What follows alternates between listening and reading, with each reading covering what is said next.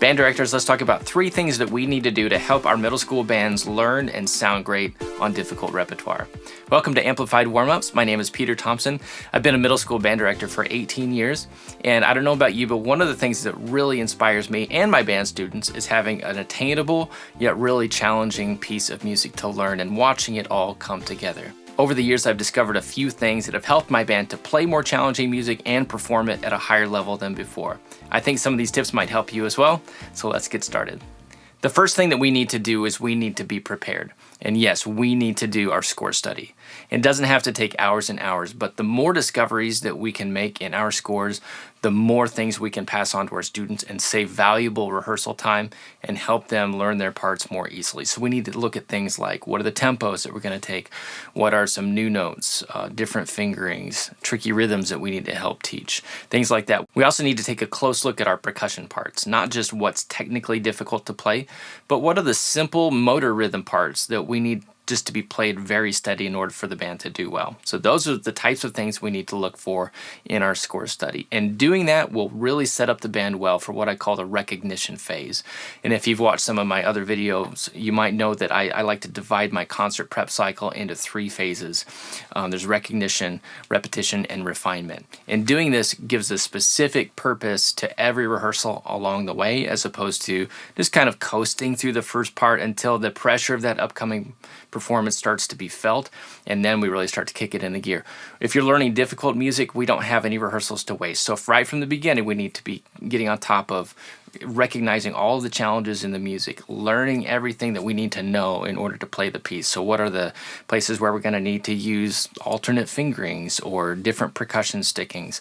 What are the key signature notes that we need to mark? And this is a part where students need to be making a lot of marks in their music with their pencils. We don't have time to go back and correct the same mistakes 4 or 5 times. If we have to do it a couple of times, that's part of being a middle school band director. But the more times we have to correct things, the more time we're wasting when we're trying to learn this difficult piece. So a lot of pencils moving, a lot of us being prepared to help students learn those parts. Another thing that I like to use in this stage is what I call Unison Slides. And this is all empowered by learning the score ahead of time. So I can identify those parts in the music that we're going to have to really drill down and spend some time learning some new things. It might be rhythms, it might be a difficult technical passage, but I'll pull something out of the music, I'll put it into notation, and I'll put it into this format that everybody can read at the same time. I'll put it into a presentation slide, put it up on the screen, and then we can all work on the same thing together. Now, you've probably had some pieces of music where this instrument plays it here, this instrument plays it here, and you try to say, you start at this measure, you start at this measure, and it's just a little bit different over here, and it just gets too confusing. So what I like to do is just make it nice and clean, put it all in the same thing that we're trying to play together.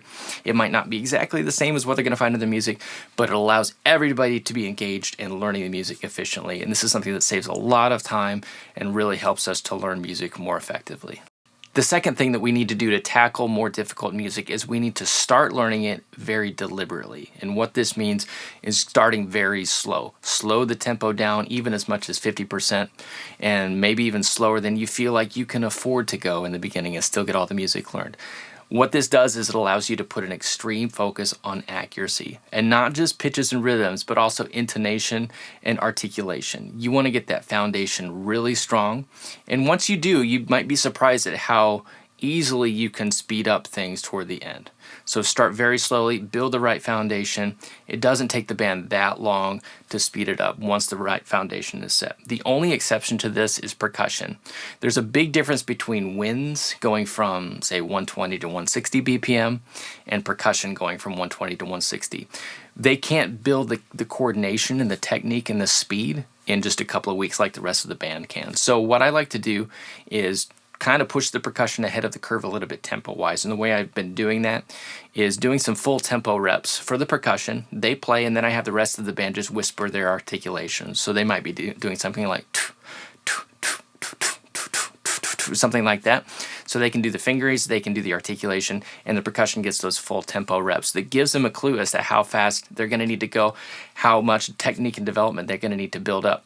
If you're still watching at this point, there are a couple things that we can do to help each other out. One, would you give this video a quick thumbs up? That would help a lot. The other thing is, would you just please leave a quick comment just saying hey below, and that'll allow us to connect, start to build a community of band directors that we can help each other out. So give a quick thumbs up, give a quick comment. That would be really helpful. Thanks so much.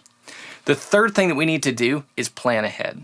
And so once you get a handle on who you have in your band and what their strengths and weaknesses are, you can start to think ahead toward the end of the year. What's that last concert or what's that festival performance going to be like? What are some of the pieces you're thinking about doing then?